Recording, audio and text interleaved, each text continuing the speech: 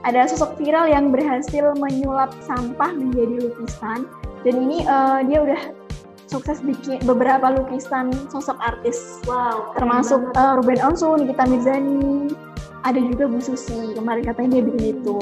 Berarti udah masuk TV juga ya? Udah masuk TV dia. Nah, berita terakhir ada viral sosok pria yang berhasil menyulap sampah menjadi lukisan. Nah, kisah inspiratif ini datang dari sosok pelukis asal Medan bernama Edi Suranta Ginting. Melalui kepeduliannya terhadap lingkungan, ia berhasil menyulap sampah jadi karya seni yang menakjubkan. Jadi dia tuh bikin plastik-plastik kayak gitu jadi sebuah lukisan. Berarti plastiknya itu plastik sampah ya? Plastik yang sampah udah dipakai, terus dia dipakai lagi sama dia buat bikin lukisan itu tadi. Dan lukisan-lukisan itu katanya kalau dia bikin lukisan itu langsung dikirimkan ke artis dia buat itu ya. Ternyata dia juga udah diundang di beberapa acara TV loh. Nah kemarin banget ini dia baru diundang langsung ke rumah Ruben Onsu. Dia diminta untuk mengantarkan lukisan hasil karyanya itu. Jadi langsung aja kita sapa. Halo Bang Edi, apa kabar? Halo, terima kasih dan saya kabar baik nih hari ini. Nah, kemarin kan Bang Edi ini sempat viral karena lukisannya yang menggunakan bahan plastik ya Bang. Nah itu Bang Edi sendiri gimana taunya bisa viral, terus perasaannya gimana sih bisa dikenal banyak orang gitu sekarang? Ya, sebenarnya sih kalau viral itu jujur ya saya sendiri nggak tahu sih awalnya. Orang aja yang kenapa kok tiba-tiba ini sosmed kok rame banget gitu ya. Jadi saya cek, abang viral loh bang, abang dibicarakan di Twitter, di Instagram. Jadi sebenarnya sebelum ini Bang Edi tuh udah menekuni lukisan dengan bahan plastik ini ya? Sebelum melukis justru saya buat rumah dari plastik. Dari sampah. Ya itu sempat diliput juga dulu oleh Copy Break TV One.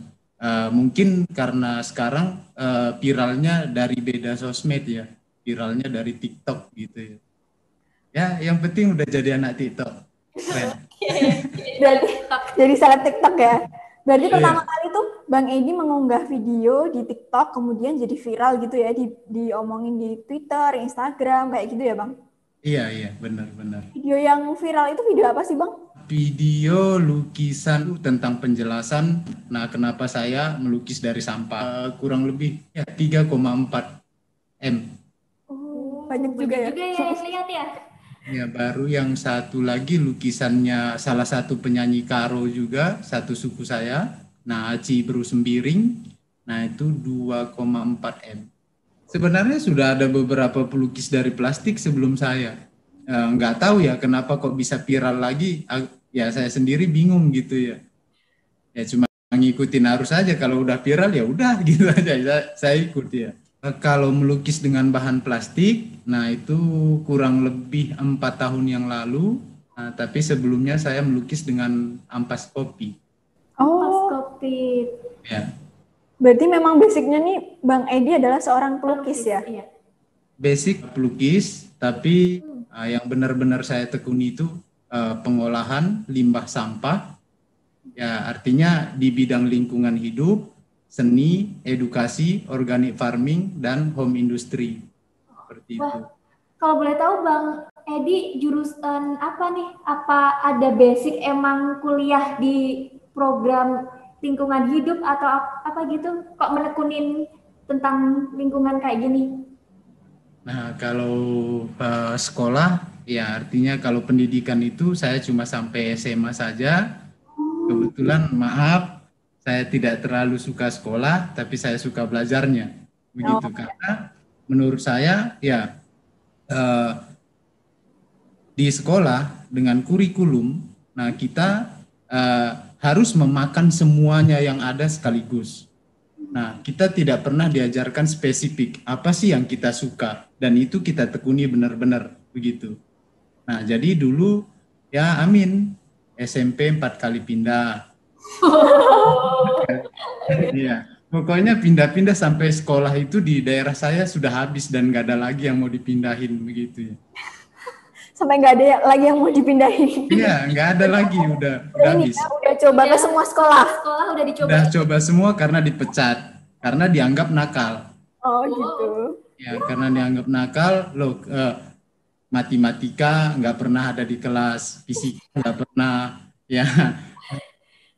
Yang saya suka hanya bahasa Indonesia, olahraga, sama kesenian. Cuma itu aja yang ada di kelas. Jadi dipecat. Mungkin bagi guru-guru dulu, saya itu nakal. Nah, cuma saya punya pendapat saya sendiri. Kenapa saya tidak suka belajar yang ini, saya sukanya ini, karena saya benar-benar mau jadi ini. Nah, bukan berarti ketika kita fokus di hal yang kita suka, lantas kita tidak belajar matematika, fisika, kimia, dan sebagainya, begitu loh. Kurikulum memaksakan kita menjadi sesuatu yang tidak free lagi untuk menentukan kita mau jadi apa. Nah, makanya akhirnya ada Kadis Pariwisata, tapi tamatan hukum. Bang, berarti selama ini Bang Edi belajar tentang lingkungan itu secara otodidak atau gimana? Ya, untuk lingkungan, kebetulan memang saya dulu tinggal di desa kecil ya. Nah, jadi kita sering pindah-pindah daerah dari satu daerah ke daerah lain dan itu masuk ke wilayah-wilayah pedalaman, desa-desa kecil seperti itu. Saya banyak belajar di situ dan akhirnya ke bawah sampai sekarang dan memang saya nggak bisa ninggalin itu lagi. Terkait dengan nggak ada yang perlu dipelajari sih sebenarnya, yang namanya misalnya mengut sampah nggak harus pakai S2, S3, S27 kan? Ya. Itu cuma hati aja. Nah, mau nggak kita bersihkan rumah kita, lingkungan kita? Ya, kalau kita sudah mampu untuk itu, ya apakah kita tidak bisa menyebarkan hal ini ke orang banyak begitu? Nah, jadi kalau kita hanya stay di satu tempat, tidak mungkin kita bisa menyebarluaskan. Nah, dengan bantuan media lah, maka akhirnya ya seperti grow up begitu ya. Lalu Bang, apa sih yang memotivasi Bang Edi menggunakan media plastik sebagai media lukisan Abang nih? Inspirasi dasar kenapa saya melukis dengan plastik, ya sebenarnya sudah 20 tahun bergelut dengan sampah. Berarti intinya Bang Edi ini selama ini udah mendaur ulang plastik ini dengan berbagai karya, mulai dari rumah itu tadi. Patung, kayak gitu ya? Ini gitu ya? Iya, ya. Sudah lumayan sih, sudah ya kurang lebih jalan 20-an tahun lah. Tapi ya amin, kenapa kok nggak banyak orang yang mau ngelakuin ini gitu ya.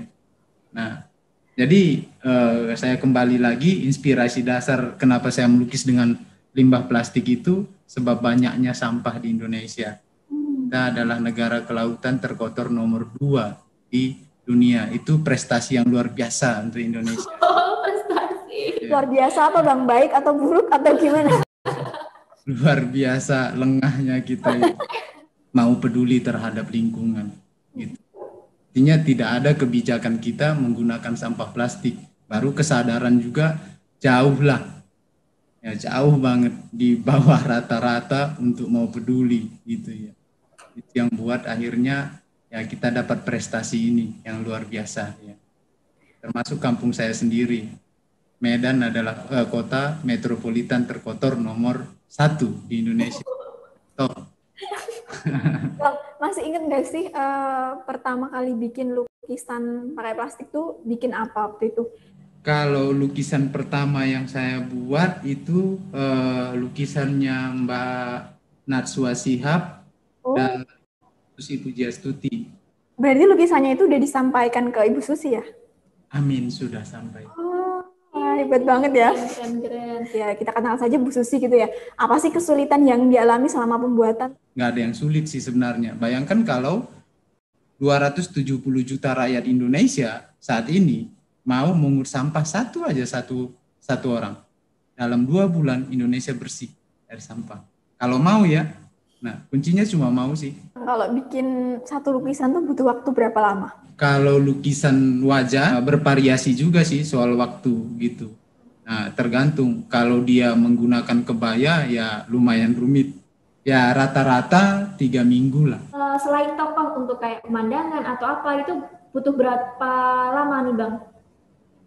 Nah, kalau dia lukisan-lukisan yang lebih ke arah idealis ya, karena kalau lukisan wajah itu sebenarnya semua itu lukisan pesanan. Kalau idealis, kebetulan saya basicnya di lukisan itu surrealisme. Lukisan yang lebih ke arah idealis itu bisa makan waktu 4 bulan, 5 bulan. Saya bawakan lukisan tentang tari daerah saya. Boleh diambilin Bang? Gede banget. Gede banget Bang. Itu temanya apa Bang? Kalau ini Karo Dance. Karodet. Kalau ini 2 bulan lebih waktu itu saya kerjakan. Itu berapa kali berapa Bang? 150 kali 120.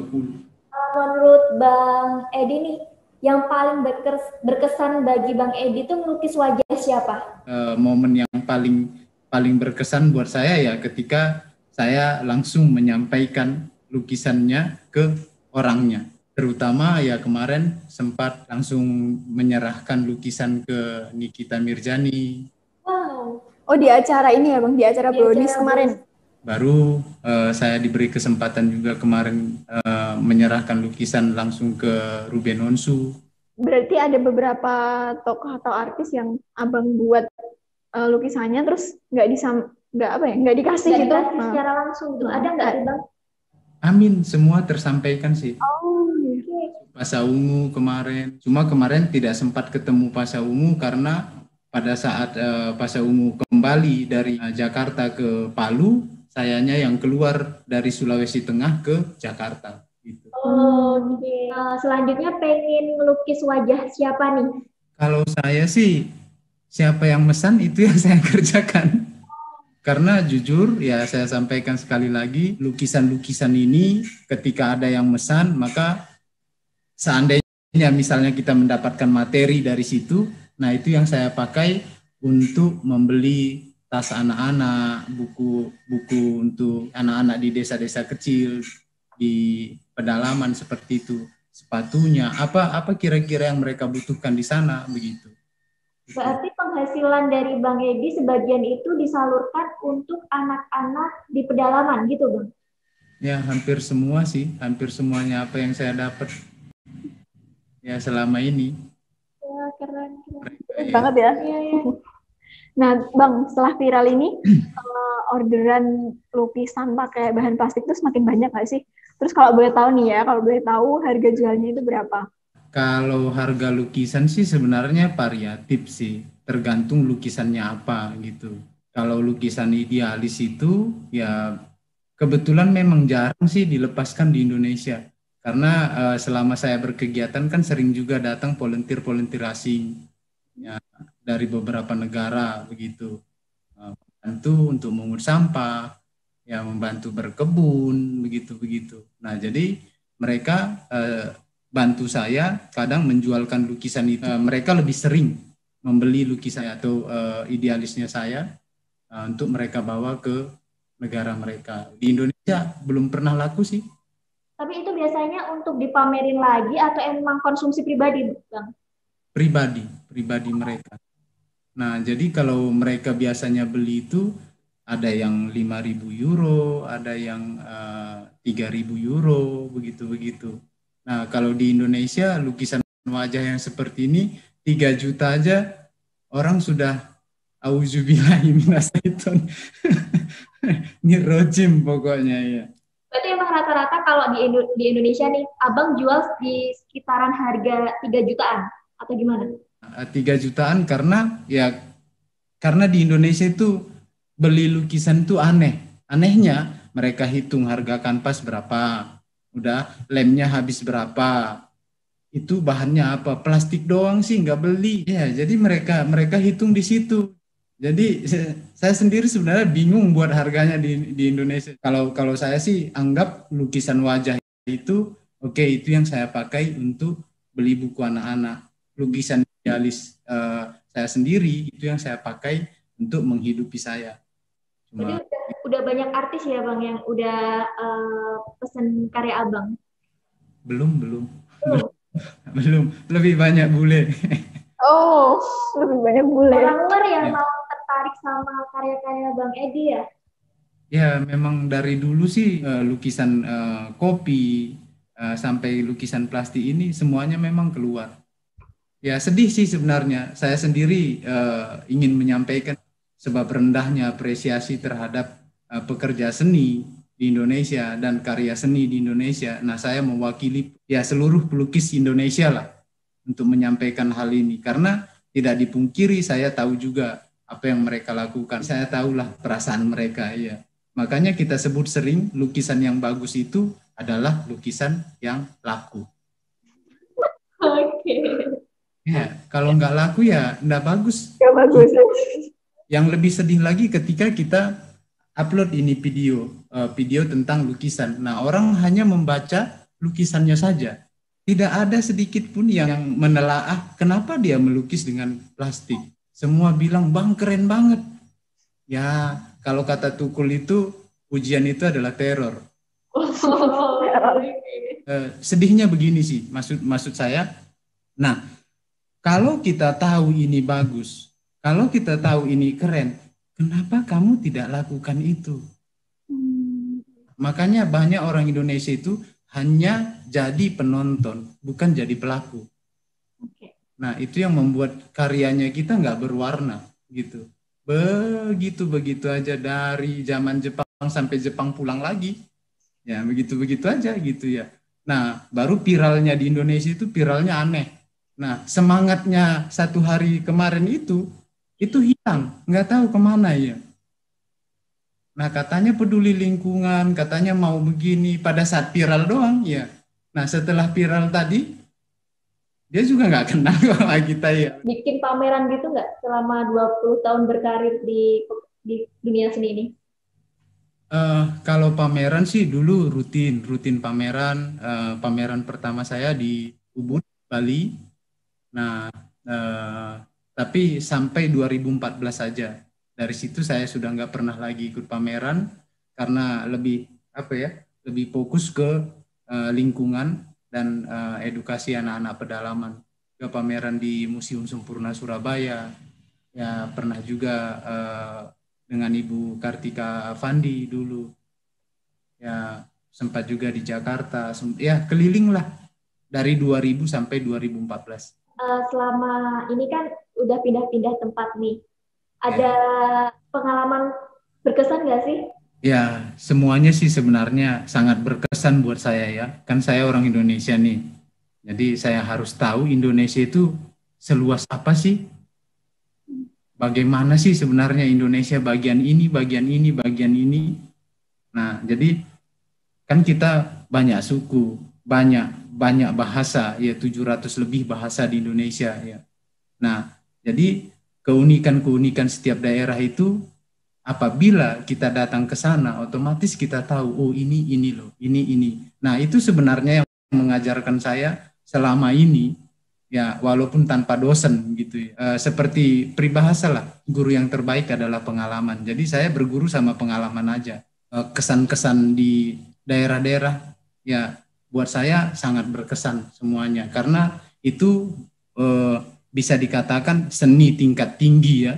Buat saya, bagaimana kita masuk ke daerah orang dan di daerah itu kita tidak pernah tahu atau kenal siapapun di situ.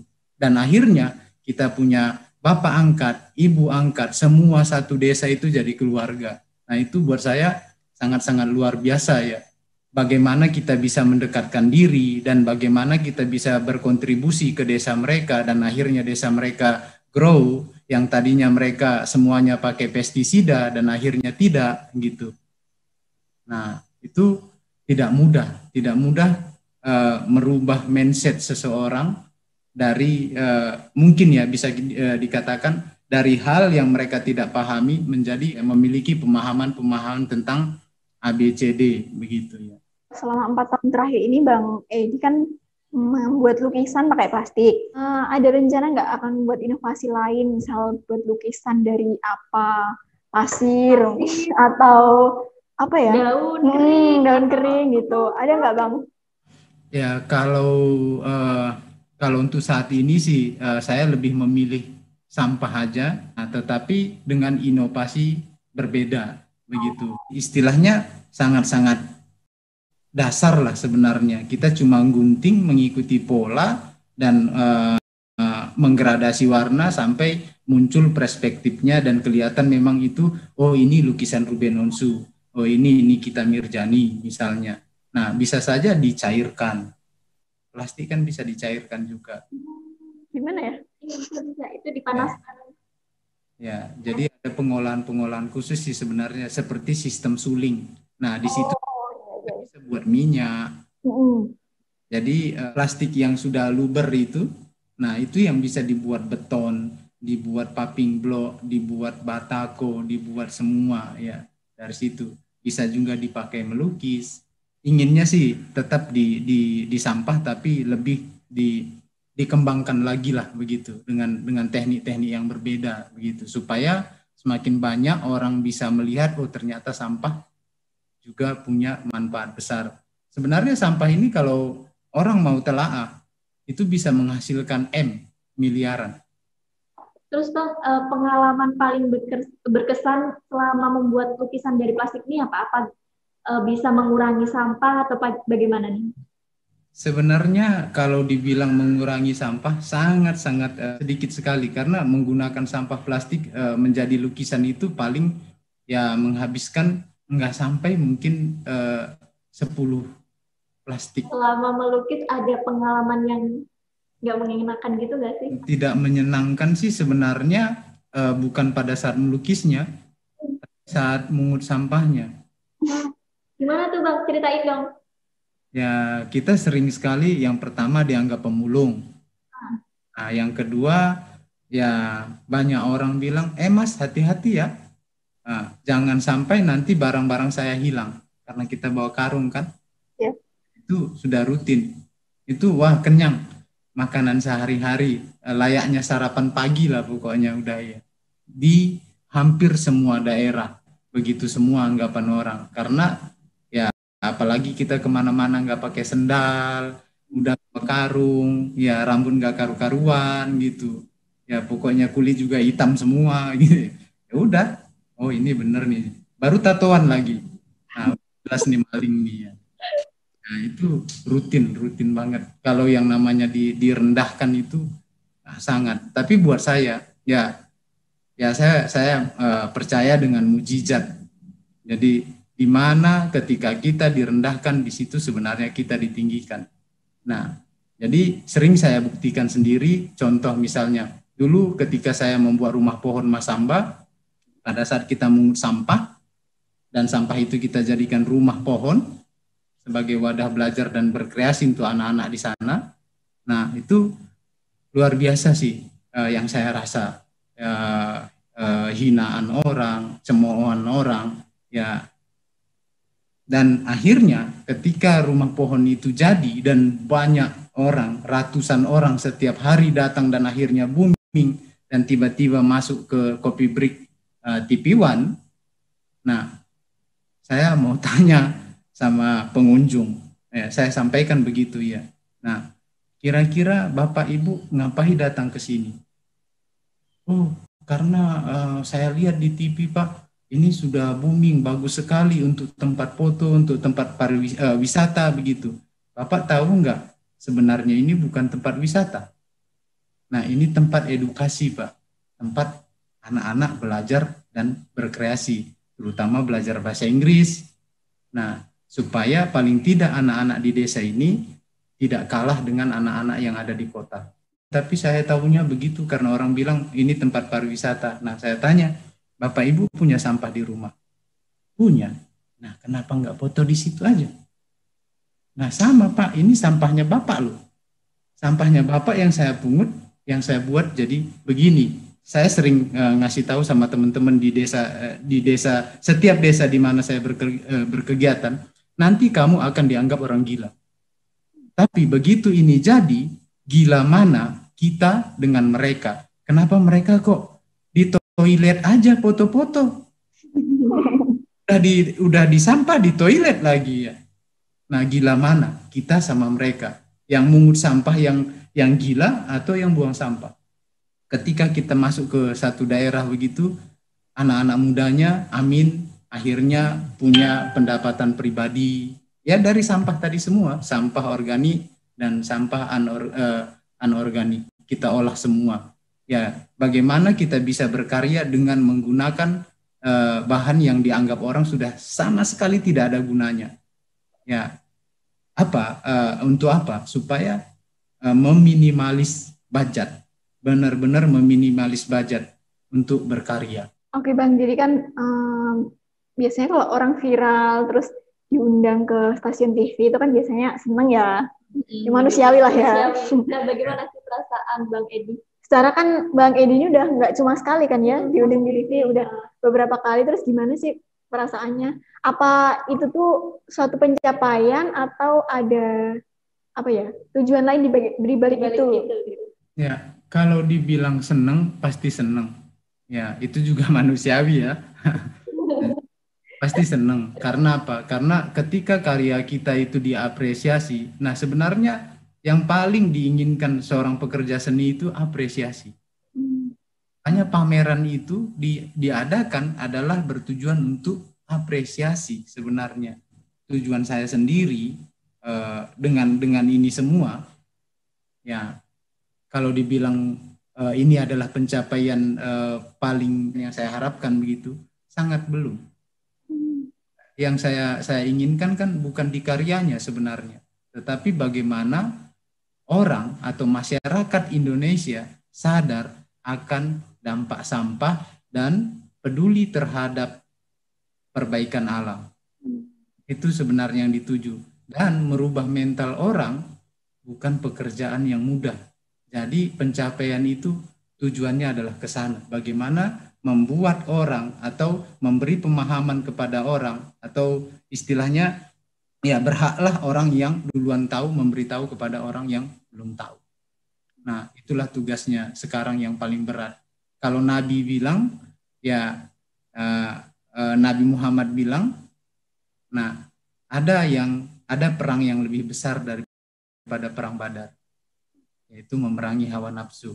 Ya, dengan segala cara, ya saya akan coba lakukan yang terbaik semampu dan sebisa saya untuk terus mengkampanyekan soal-soal lingkungan dan bagaimana supaya di desa itu tidak susah di kota melarat. Nah, itulah pentingnya home industry dan industri kreatif. Nah, bagaimana kita bisa memanfaatkan sumber daya alam kita yang ada di sana untuk mengangkat derajat daerah kita dan kehidupan kita. Itu yang paling penting sih sebenarnya. Oke Bang, terakhir nih Bang, apa yang pengen disampaikan untuk masyarakat luas, terutama masyarakat Indonesia biar sadar? Kalau biar sadar itu sebenarnya kembali kepada diri sendiri. Nah, tetapi kadang ya kalau untuk membuat totalitas sadar itu, ya mungkin hanya rasa sakitlah yang bisa menyadarkan orang. Pesan saya pribadi, ya saya hanya bisa mengajak dan menghimbau, ya mulai sekarang ayolah kita sama-sama untuk bisa lebih peduli terhadap lingkungan, terutama soal dampak sampah, memanfaatkan sampah.